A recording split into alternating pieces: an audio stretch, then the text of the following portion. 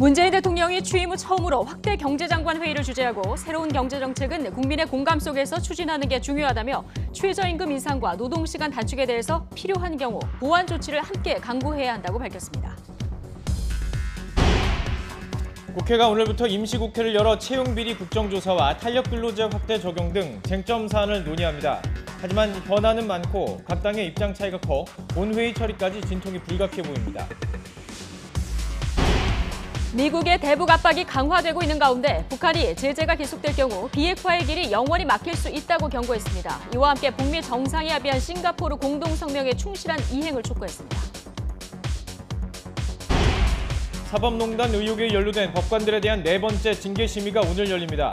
법원이 징계 절차를 올해 안에 마무리할 방침이어서 이르면 오늘 최종 징계 수위가 결정될 것으로 예상됩니다. 인천 지역 학교 120여 곳에 급식 재료를 납품하는 정육업체가 10년 넘게 수입산 고기를 국산으로 속여 판매해온 의혹이 제기됐습니다. 경찰은 해당 업체를 압수수색하고 관련자들을 상대로 조사를 벌이고 있습니다. 중국발 스모그가 유입되면서 전국 대부분 지역의 미세먼지 농도가 나쁨 수준을 보이고 있습니다. 기상청은 내일까지 공기질이 매우 탁할 것으로 보인다며 노약자는 바깥 활동을 자제하고 외출할 때는 황사용 마스크 착용을 당부했습니다. 시청자 여러분 안녕하십니까? 네, 12월 17일 월요일 뉴스앤이슈 시작하겠습니다. 문재인 대통령이 취임 후 처음으로 확대 경제장관 회의를 청와대에서 직접 주재했습니다. 문 대통령은 올해가 사람 중심 경제를 본격적으로 추진한 첫 해였다면 내년엔 국민이 체감할 수 있는 경제 성과를 반드시 보여야 한다고 강조했습니다. 청와대 취재기자 연결합니다. 임성호 기자. 네, 청와대 춘추관입니다. 네, 문재인 대통령이 최근에 민생과 경제 성과를 강조하는 행보를 계속 이어가고 있는데요. 오늘 확대 경제장관 회의를 주재하는 것은 취임 후 처음이라고요. 네, 그렇습니다. 내년 집권 3년 차를 맞아서 정부의 현재 아킬레스건이기도 한 경제 문제를 직접 챙기겠다는 의지를 보인 것입니다. 이번 확대 경제장관 회의는 내년도 경제 정책 방향에 대해서 논의하는 자리입니다. 새로 임명된 홍남기 경제부총리 겸 기재부 장관, 또 김수현 청와대 정책실장 등 문재인 정부의 2기 내각과 참모들이 총출동했습니다. 모두 발언에서 문 대통령은 올해의 우리 경제와 민생을 되돌아보고 또 내년도 경제 정책 방향과 목표를 공유하는 자리가 되길 바란다고 말했습니다. 네, 문 대통령이 가장 강조한 부분은 뭡니까? 네, 문 대통령 역시 내년에는 국민이 체감할 수 있는 경제 성과를 보여야 한다는 것을 강조했습니다. 올해는 임금과 가계소득이 전반적으로 높아졌고 또 창업과 벤처 투자도 크게 증가했고 기업 간 불공정 거래 관행이 개선되는 등 사람 중시 경제를 본격적으로 추진했다는 의미가 있다고 말했습니다. 하지만 국민의 삶이 고르게 나아지지 못해서 이러한 성과들을 체감을 못하는 국민이 많다고 지적했습니다. 그 때문에 내년에는 좋은 일자리를 많이 만들고 또 전통산업의 경쟁력을 높이면서 신성장 동력을 발굴하는 산업정책이 필요하다고 강조했습니다. 네. 지금까지 청와대 출입하는 임성호 기자 얘기 들어봤고요. 문재인 대통령 취임 후 처음으로 확대 경제장관 회의를 주재한 건데 구체적으로 정부에 어떤 내용을 주문했는지 직접 들어보시겠습니다. 네, 오늘은 내년도 경제정책 방향을 논의하기 위해 모였습니다. 올해 우리 경제와 민생을 되돌아보고 내년도 경제정책 방향과 목표를 공유하는 자리가 되길 바랍니다. 올해는 우리 정부가 사람 중심 경제를 본격적으로 추진한 첫 해였습니다. 각 분야에서 의미 있는 변화가 시작되고 있습니다. 임금과 가계소득이 전반적으로 높아지는 가운데 의료, 보육, 통신 등 가계 생계비는 줄이면서 기초연금 등 사회안전망을 확충해 소득주도 성장의 기반을 닦았습니다. 창업이 꾸준히 늘고 벤처 투자가 크게 증가하는 등 혁신 성장을 위한 민간 부분의 움직임도 시작되었습니다. 전기차, 수소차와 재생에너지의 보급도 크게 증가해 미래 성장 동력에 대한 희망도 커졌습니다. 공정경제의 추진으로 불공정 거래 관행이 많이 개선되고 대기업 집단의 순환 출자 문제도 거의 해소되었습니다. 우리 경제의 구조적 문제를 극복하기 위한 첫 걸음을 내디뎠습니다. 거시경제에서도 수출 규모와 국민소득, 재정 건전성 등 여러 지표에서 좋은 성과가 있었습니다. 그러나 이러한 성과들을 체감하지 못하는 국민들이 많습니다. 국민의 삶이 고르게 나아지지 않고 있기 때문입니다. 국민의 삶이 고르게 나아지려면 좋은 일자리를 더 많이 만들고 서민, 소상공인, 자영업의 어려움을 해결하지 않으면 안 됩니다. 산업 측면에서는 자동차, 조선 등 전통 주력 산업의 경쟁력을 높이는 한편 신산업과 신성장 동력을 발굴하는 산업 정책이 필요합니다. 혁신적 포용국가를 이루기 위해 규제 혁신과 투자 활성화를 통해 경제 활력을 높이고 동시에 국가 균형 발전과 지역 경제 활성화에도 정책의 중점을 두어야 할 것입니다. 2019년도 예산이 확정되었습니다. 역대 최대 규모인 470조 원 수준입니다. 우리 정부의 의지가 온전히 실린 첫 번째 예산으로 함께 잘 사는 포용국가라는 국정 철학이 담겨 있습니다. 산업 예산을 가장 크게 늘려 경제 활력 제고에 중점을 두고 민생, 복지, 삶의 질 향상과 같은 포용적 예산을 확대했습니다. 내년에는 우리 정부의 경제 성과를 국민들께 보여드려야 합니다. 경제를 5년의 임기 동안 획기적으로 바꿀 수는 없을 것입니다. 그러나 적어도 경제 정책이 옳은 방향으로 가고 있고 성과가 나타나고 있다라는 믿음과 희망을 국민들께 드릴 수 있어야 할 것입니다. 경제 활력을 되살리기 위해서는 공공과 민간이 함께 투자를 확대하고 새로운 사업 기회가 많아져 창업 붐이 일어나야 합니다. 소비 확대를 통해 자영업자와 소상공인의 경영 여건도 개선시켜야 합니다. 정부는 기다리지 말고 먼저 찾아 나서서 기업 투자의 걸림돌을 해소해 주어야 할 것입니다. 포괄적인 규제 혁신뿐만 아니라 투자 금별, 제품별 투자애로에도 관심을 기울여야 합니다. 혁신 창업 펀드를 통해 신산업과 신시장 개척을 위한 창업을 적극 지원하고 역대 최고 수준인 20조 원의 R&D 예산을 미래 성장 동력을 확충하는 데 중점 투자해야 합니다. 또한 정부와 공공부문이 신산업, 신제품을 우선 구매해 초기 시장을 만들어주는 역할을 해야 할 것입니다. 국민생활 안정과 안전, 특히 사회적 취약계층에 대해 포용성을 높이는 것도 중요한 과제입니다. 카드 수수료 인하와 임차권 보호 등 자영업자와 소상공인 지원 대책이 차질 없이 시행되어야 합니다. 구직에 어려움을 겪는 청년, 어르신, 장애인, 여성에 대해 맞춤형 일자리 지원이 필요합니다. 일자리에서 소외된 계층에 대해서는 사회 안전망을 튼튼하게 해야 할 것입니다. 최근의 KTX 사고와 열수송관 사고, 특히 하청업체 노동자의 안타까운 죽음을 일으킨 태안 화력발전소의 사고는 공기업의 운영이 효율보다 공공성과 안전에 우선순위를 두어야 한다는 경각심을 다시 우리에게 주었습니다. 공공부문 비정규직의 정규직 전환, 특히 위험, 안전 분야의 외주화 방지를 위해 더욱 노력해 주기 바랍니다. 주거, 의료, 투자 확대, 생활 SOC 확충, 핵심 생계비 완화는 삶의 질을 높이기 위한 핵심 사업입니다. 어려움을 호소하는 현장의 목소리에 더욱 감수성 있게 대응해 주기 바랍니다. 최저임금 인상, 노동시간 단축과 같은 새로운 경제정책은 경제사회의 수용성과 이해관계자의 입장을 조화롭게 고려해 국민의 공감 속에서 추진하는 것이 무엇보다 중요합니다. 필요한 경우 보완 조치도 함께 강구해야 할 것입니다. 경제사회노동위원회를 중심으로 사회적 대화와 타협을 적극적으로 도모해 주기 바랍니다.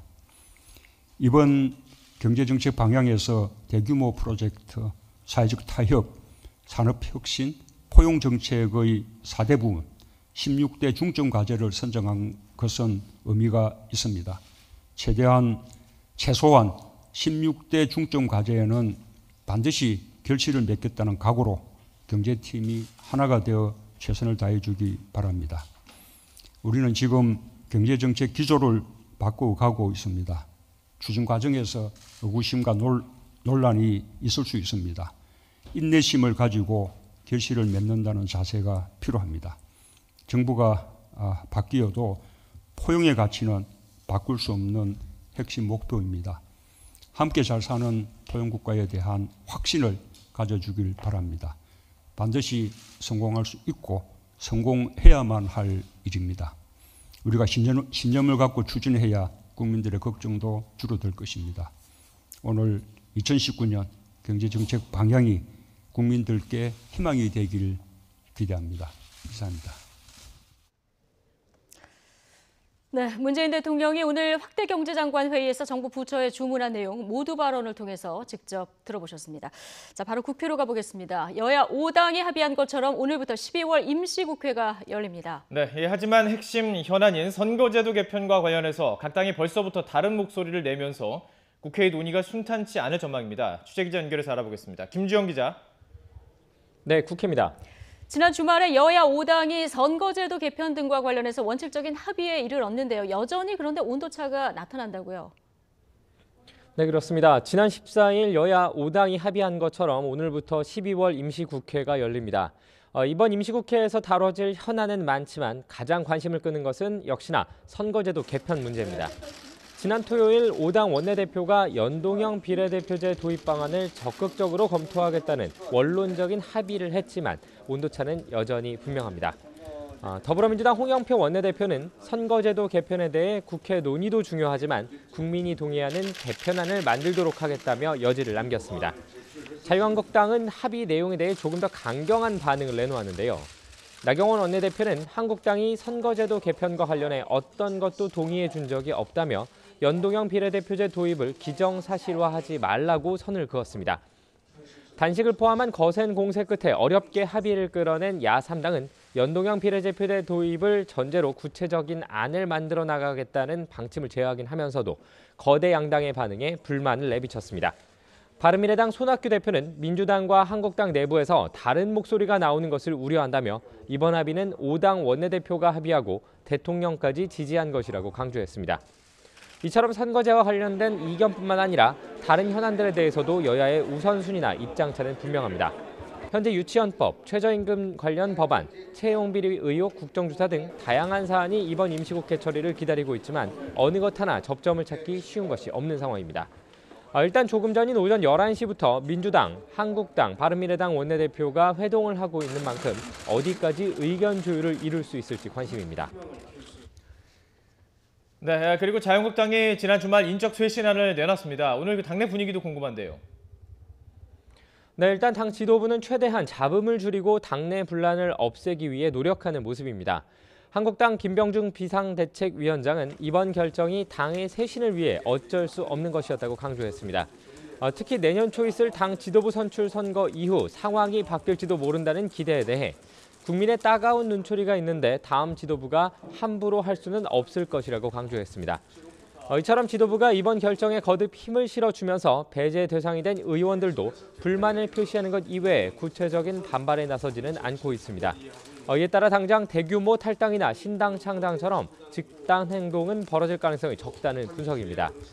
이런 가운데 바른미래당 이학재 의원은 내일 기자회견을 열고 바른미래당 탈당과 자유한국당 입당을 발표할 예정입니다. 앞서 한국당 지도부에서 바른미래당 일부 의원들의 이적 가능성을 언급하며 논란이 되기도 했는데요. 이번 이 의원의 탈당이 다른 의원들의 연쇄 탈당으로 이어질지에도 관심이 쏠리고 있습니다. 지금까지 국회에서 YTN 김주영입니다.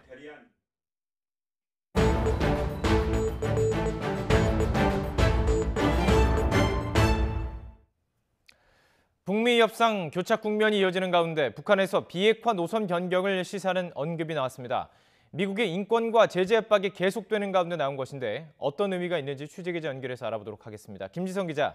네, 통일외교안보부입니다. 자, 지금 북미 협상이 잘 안 돌아가고 있는 그런 상태에서 나온 이야기라서 심상치가 않은데요. 먼저 그 발언의 수위와 어떤 내용인지 좀 짚어볼까요?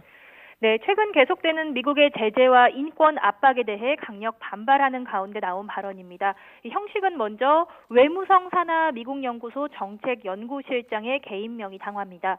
다만은 최근 국무부를 비롯한 미국 행정부 내 고위 관료가 자신들에 대한 압박 수위를 높이는 것으로 핵을 포기하도록 만들 수 있다고 생각했다면 오산이라고 비판했습니다.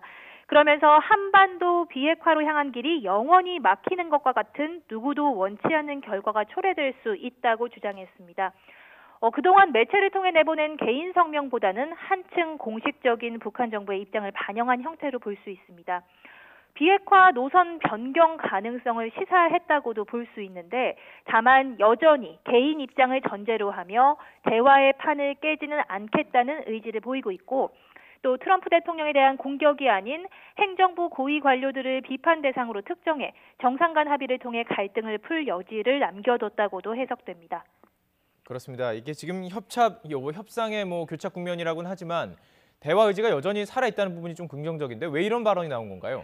네, 최근 미국의 압박이 계속되는 데 따른 것이라는 분석입니다. 북한이 올해 중대한 노선 변화를 취했지만 실질적인 경제 여건이 전혀 개선되지 않으면서 내부적으로 혼란이 있을 것이라는 시각이 많습니다. 특히 북한이 초기 협상에서 목표로 했던 제재 완화에 대해 미국이 예상보다 강경한 태도를 유지하면서 내부적으로 협상 대비책을 정비도 하고 인사도 단행하고 이런 움직임이 있다는 겁니다. 이 기간에 협상에 나오는 대신에 이런저런 반발 메시지를 보내면서 미국의 태도와 여론 변화를 살피고 있다고도 볼 수 있습니다. 최근 미국은 북한에 대한 압박을 한층 강화하는 모습을 보이고 있습니다. 최룡해 노동당 부위원장 등 핵심 인사를 인권 문제를 들어 제재를 가하는가 하면 트럼프 대통령은 지난 주말 서두르지 않겠다며 북한 이슈에 한층 느긋해진 모습을 보였습니다.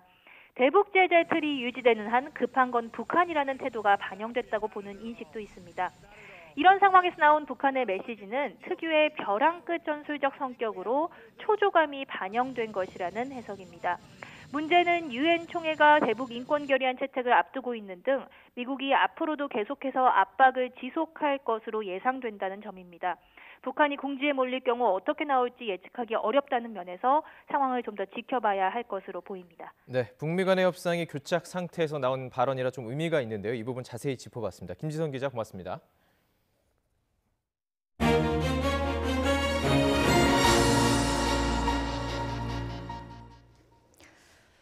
네, 지난 주말 자유한국당의 이른바 살생부 명단이 나왔습니다. 여기에 현역 의원 21명이 대거 포함됐는데요.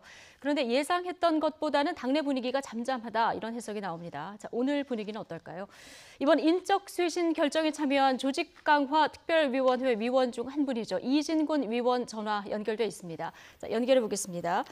자, 이 위원장님 나와 계십니까? 예, 안녕하세요. 안녕하세요. 자, 쉽지 않은 작업이셨을 텐데 먼저 고생 굉장히 많으셨죠? 그렇지만 이번 당협위원장에서 배제된 분들 이런 분들 마음고생만큼이 하겠습니까? 예, 그분들한테 정말 위로의 말씀 드리고 싶고요. 앞으로 또 열심히 정치권에서 노력하시면 다시 이 명예라든지 지위라든지 위상이라든지 회복될 기회가 반드시 있을 것이다. 이런 말씀을 꼭 드리고 싶네요. 예. 예상보다 현역 교체폭이 컸다 혹은 오히려 적은 것 아니냐 이렇게 여러 가지 상반된 평가도 나오는데 일단 이 기준이 뭐였나 이 질문을 좀 드려야 될 것 같습니다. 예, 기준은 사실 이거 언제부터 우리가 봐야 되느냐면 지난 20대 총선 때 그 공천 파동이 있었지 않습니까? 예. 그 공천 파동으로 인해서 그때 이제 자유한국당은 당시에는 180석도 가능하다 이렇게 이제 이 기세가 올라 있었는데 국민들도 그렇게 지지를 해줬고 한데 하루아침에 바로 그 공천 파동 때문에 그냥 나락으로 떨어진 셈이죠. 그러니까 그것이 그 이후 정권을 상실하는 아주 그런 결정적 계기가 됐다 이렇게 볼 수도 있으니까 그때부터 시작해서 그 이후에 이제 분당으로 이어지고 또 국정 난맥상이 또 드러나고 이런 거 그다음에는 이제 보면 또 이제 분당 사태가 났지만 그다음에는 이제 지난번 그 6.13 지방선거에서도 대참패를 했거든요. 예. 또 이런 것도 있고 사실 이제 사법적으로 또 여러 가지 문제에 걸린 그런 분들도 있습니다. 이러니까 이제 그런 고비마다 이런 것을 모든 것을 우리가 감안해가지고 그래도 누군가는 책임을 져줘야 되지 않느냐. 그래서 그 책임 져주실 분을 이제 골랐는데 개별적으로 뭐 나는 너무 억울하다. 다른 사람 비해서 나는 오히려 뭐 나은 편 아니냐 뭐 이렇게 이제 보실 분도 있겠지만 내가 자유한국당의 회생을 위해서 내가 책임을 지고 내가 저기 앞에 희생당한다 뭐 이런 생각을 해주시면 또 감수하고 넘어가실 수 있지 않을까 이런 생각이 듭니다. 네, 개인적인 여러 가지 뭐 의혹이 있는 분들뿐만이 아니라 지금 뭐 총선과 지방선거 패배라든가 분당 여러 가지 두루두루 이제 책임을 물어서 기준을 선정했다 이런 얘기신데 그래서 친박 비박계 의원들이 지금 두루두루 포함은 돼 있는데요. 홍준표 전 대표하고 김성태 전 원내대표는 명단에 없나 이런 의문을 제기하시는 분들이 있습니다. 김성태 전 원내대표는 뭐 그렇더라도 그 대표 직무대행으로서 또 현 비대위원회를 구성하는데 선도적 역할을 했고 중심적 역할을 해서 오늘날 어쨌든 당을 이렇게 추스르는데 그런데 기여도 했고요. 또 자신이 이제 말했듯이 정말 뭐 대여 투쟁에서 들깨처럼 싸운다 이랬지만 어쨌든 이 대여 투쟁 전선에 항상 맨 앞에 나섰으니까 그런 점을 감안해서 그런 점은 또 우리가 감안해 드려야 하지 않을까 이런 생각도 들었고요. 그렇습니다. 그리고 홍준표 전 대표 있지 않습니까? 이분은 저희들 조강특위가 어떻게 할 수 없는 그 밖에 계시는 분이 무슨 얘기냐면 조강특위라는 게 할 수 있는 일은 당협위원장직을 더 유임하시게 할 것인지 아니면 이제 떠나시게 할 것인지 그것만 결정하는 데예요. 근데 이분은 당협위원장도 아니고 국회의원도 아니고 하니까 저희들이 뭐 어떻게 그분을 일부러 불러다가 당협위원장 시키고 자를 수도 없는 것 아니겠습니까? 일단 홍준표 전 대표 같은 경우는 대상 자체가 아니었다 이런 말씀이신 거죠? 아니죠. 그러니까 어쨌든 쇄신 요구하고 당의 안정성을 골고루 좀 평가를 해서 선정을 하셨다 이런 얘기 같으신데요. 발표 전에 친박 창당설도 굉장히 파다하지 않았습니까? 그분들은 뭐 모르겠습니다. 조강특위가 이제 구체적으로 심사에 들어가고 하니까 혹시 뭐 시중에 들리는 소문 때문에 뭐 친박을 친다 뭐 이런 소문 때문에 그러셨는지 몰라도 아마 방어적으로 그렇게 말씀하신 거 아닌가 생각되고 지금 온 국민이 말이죠. 당 쇄신하라 이렇게 명령하는 이 상황에서 뭐 내가 떨어졌다고 해서 신당 만든다. 그러다가 정말 국민들로부터 아주 지탄의 대상이 되고 국민들로부터 버림받게 된다. 이걸 왜 모르시겠습니까? 그런 일은 없을 겁니다. 앞으로. 그렇군요. 자, 나경원 의원이 이번에 당협위원장 배제를 하지만 21대 총선에서 열심히 하면 뭔가 다시 가점을 얻을 수 있다 이런 얘기를 했거든요. 앞서 이제 이중권 위원께서도 비슷한 얘기를 했는데 뭐 당 차원에서 추가 논의 가능성이라든가 앞으로 구제할 부분 여지가 남아 있는 겁니까? 아니죠. 저희들 활동 그 자체를 가지고 뭐 이제 앞으로 지금 이제 곧 1월 15일까지 저희들이 그런 이제 목표로 앞으로 충원을 해가지 않습니까? 79군데를 공모를 받아서 충원을 해 나가는데 그 과정에서는 배제가 되는 거죠. 더 이상 뭐 제로는 여지가 없는 거고. 지금 이번 결정에 대해서는 제론의 여지가 없고. 없죠. 없는 거고 이제 저희들이 이렇게 조강특위가 이번에 활동하는 이것은 뭐냐면 2월 말에 있을 전당대회를 통해서 자유한국당이 거듭나서 이제는 정말 정상화된 그런 정당으로서 나아갈 수 있도록 하는 이 정지 작업을 하는 겁니다. 우리가. 그러니까 뭐냐면 위원들을 완전히 이제 재조직해가지고 그렇게 하는 그것이 우리의 임무지.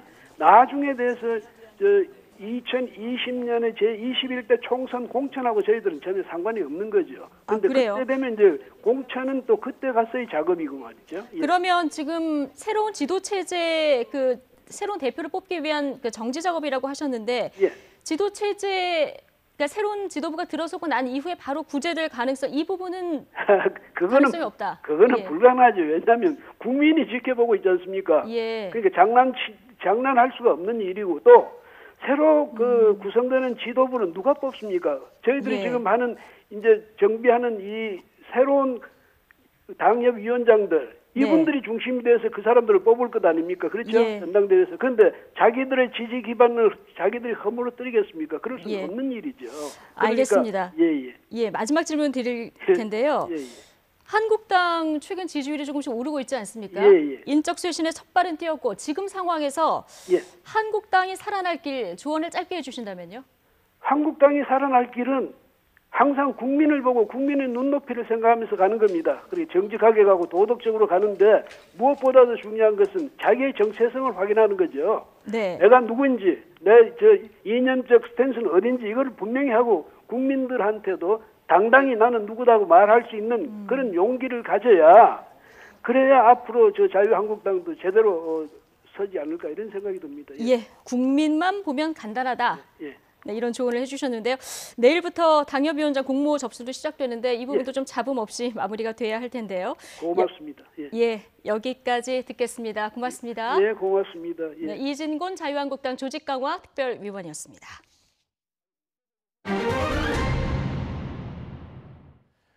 네, 비정규직 근로자 김영균 씨가 숨진 태안화력발전소. 이전에도 근로자들의 안전사고는 끊이지 않았습니다. 그런데 태안화력발전소를 운영하는 한국서부발전이 그동안 하청업체 직원들의 사망사고를 국회에 축소보고했다는 의혹까지 제기된 상태입니다. 취재기자 연결해서 알아보죠. 김대근 기자. 네, 사회부입니다. 사망사고를 축소보고했다. 이게 무슨 얘기입니까? 네, 사망사고가 있었지만 국회에 제대로 보고하지 않았다는 얘기입니다. 태안화력발전소를 운영하는 한국서부발전이 국회에 제출한 자료를 살펴봤습니다. 우선 지난해 10월 더불어민주당 박정 의원실에 제출한 자료를 보겠습니다. 2008년에서 2016년 한국서부발전이 관리하는 발전소에서 발생한 인명사고를 집계한 결과인데요. 이 기간에 태안화력발전소에서는 인명사고가 48건 발생했고 이 가운데 6명이 숨진 것으로 나타났습니다. 그런데 여기에 포함되지 않은 사망사고가 있었던 것으로 드러난 겁니다. 예. 2011년 9월 28일 외벽 공사 중이던 하청업체 근로자 2명이 추락해 숨진 사고가 포함되지 않았습니다. 이뿐 아니라 2016년 2월 18일 또 다른 하청업체 근로자 2명이 추락산 사고도 있었는데 이 또한 국회 보고에서 누락됐습니다. 이런 일은 올해에도 반복됐는데요. 민주당 우원식 의원실에 제출한 자료를 보겠습니다. 2013년부터 2017년까지 태안화력발전소 산재 현황 자료입니다. 여기에서도 2016년 2월 사망사고와 지난해 11월 15일 발생한 하청근로자 사망사고는 포함되지 않았습니다. 일단 이렇게 사망사고가 많았다는 게 충격적이고 이것도 또 축소 보고됐다는 것도 좀 문제인 것 같습니다. 서부발전 측의 입장이 어떤지 좀 들어봐야 될 것 같은데요. 네, 서부발전 측은 국회에 제출한 자료는 산재 신청과 판정 결과를 근거로 고용노동부에서 작성한 것이란 입장입니다. 그러면서 일부 사망사고가 포함되지 않은 이유는 자신들도 모르겠다고 답했습니다. 직접 들어보겠습니다. 고용노동부에서 산재 판정, 산재 신고가 들어오면 산재 판정을 해가지고 아마 집계를 하는 걸로 알고 있어요. 저희가 제출해가지고 집계하는 게 아니고요. 그 협력회사에서 사고가 나시면 저희가 협력회사 것까지 같이 하긴 하는데 데이터에 대해서 고용노동부 지금 자료를 기본으로 하고 있습니다. 그게 더 이제 그 정확하거나 공식적인 자료에서 쓰시는 건가요? 어쨌든 이게 서로 다르면 이게 좀 또 오해의 소식이 있고 해서요. 서부발전에서도 사고 통계를 집계하지만 수치가 다를 경우 서로 오해의 소지가 있기 때문에 고용노동부에서 집계한 자료를 사용한다는 겁니다. 하지만 자료 제출 전에 검토만 제대로 했어도 근로자가 목숨을 잃은 사고를 누락하지는 않았을 것으로 보이는데요. 특히 2011년 9월과 2016년 2월 사고는 저희 YTN을 비롯한 많은 언론에서 보도됐던 것들입니다. 그런데도 국회 보고에서 누락됐다는 건 이해하기 어려운 일이죠. 이에 따라 하청근로자 사망사고에 무관심했던 거 아니냐 또는 사고를 축소하거나 은폐하려고 한 거 아니냐는 의혹까지 나오고 있습니다. 무관심했을 수 있다. 이 말이 참 마음에 남습니다. 자, 이번 사건의 진상을 밝히기 위한 비상대책위가 있는데 이곳에서 이번에 제기된 의혹들에 대해서는 어떤 입장입니까? 네, 김용균 씨 사망사고를 계기로 만들어진 시민대책위원회에서는 이번 사안에 대해서 이해할 수 없다는 입장을 밝혔습니다. 사고가 보고에서 누락된 경위를 철저히 조사해달라고 요청했는데요. 직접 들어보겠습니다. 발전소에서 일어나고 있는 산재에 대해서 예전부터 공공운수 노동조합은 은폐나 축소가 상당히 의심된다는 입장을 갖고 있었습니다. 그 이유는 노동자들이 다칠 경우에 산재를 신고할 경우에 불이익을 당할 수 있는 계약 구조나 이런 것들이 존재했었고요. 자료를 제출하는 과정에서 집계의 누락인지 근로복지공단을 통해서 산재 처리가 된 것인지 안 된 것인지에 대해서도 좀 명백히 밝힐 필요가 있겠다 싶습니다. 네, 일부러 축소 보고한 것인지도 조사해야 하고 서부발전이 밝힌 대로 고용노동부에서 산재 처리 결과를 바탕으로 작성한 것이라면 보고가 누락된 사망자들은 산재 처리가 안 됐다는 것이냐며 산재 처리 여부에 대해서도 조사해야 한다고 강조했습니다. 또 어제 인터뷰할 때 이 부분이 가장 인상적이었는데요. 대책위 측에서는 서부발전이 자신의 사업장에서 일어난 산재 리스트조차 제대로 갖고 있지 않다는 것은 비정규직 노동자들은 산재로 죽든 다치든 별다른 신경을 쓰지 않는 태도를 보이는 것이다. 그래서 분노합니다. 이렇게 말하기도 했습니다. 예. 통계조차 제대로 검토하지 않고 누락 여부도 모를 만큼 하청 근로자들의 안전에 무관심했던 거 아니냐는 지적입니다. 또 국회 제출 자료를 보면 사고 사망자들은 모두 하청업체 근로자들이었는데요. 위험한 업무는 대부분 외주업체에 맡기고 안전관리도 방치하고 있는 거 아니냐는 지적이 나올 수밖에 없는 상황입니다. 예, 참. 자, 그렇다면요, 이 시민대책위원회는 앞으로 어떤 계획을 갖고 있습니까? 네, 김용균 씨 사망 사고 이후 진상 규명과 책임자 처벌 등을 위해 시민대책위원회가 구성됐는데요. 여기에는 민주노총과 공공운수노조 등 노동조합과 노동단체, 시민단체, 종교계 등 88개 단체가 참여했습니다. 시민대책위는 오늘 오후 2시 김용균 씨 유가족과 함께 앞으로의 계획을 밝히는 기자회견을 열 예정입니다. 오는 19일에는 안전사회 만들기 토론회를 열고 21일에는 1100만 비정규직 촛불 집회, 22일에는 범국민 추모제를 열 계획입니다.